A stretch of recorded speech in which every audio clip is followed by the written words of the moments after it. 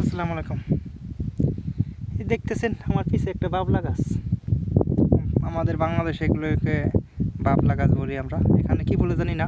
উঠে এই গাছগুলো খুবই পছন্দ করে, কাটা সহকারে খাই ফেলে। দেখেন কত বড় বড় কাটা।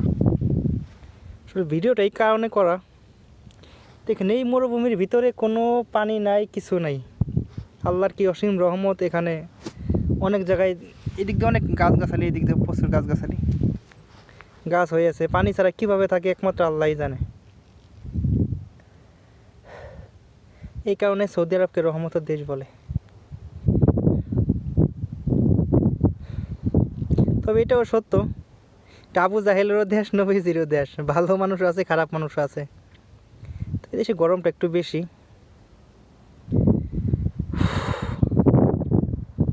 বাতাস থাকে ভাই, বাতাস থাকলে কী হবে দেখেন মুখের অবস্থা। বাতাস প্রচুর এতটাই গরম যে মুখ ফুঁড়ে যায়। মুখ ফুঁড়ে একবার কালো হয়ে যায় পুরোটাই।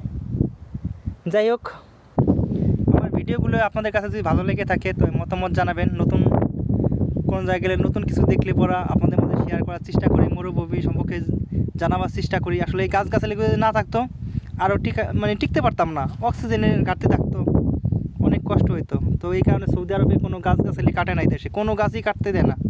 যতটাই খারাপ কিনা হোক গাছ কাটতে দেয় না। তো মতামত কি জানাবেন কমেন্ট করে। নতুন ভিডিও দেখার জন্য শেয়ার করবেন। আসসালামু আলাইকুম।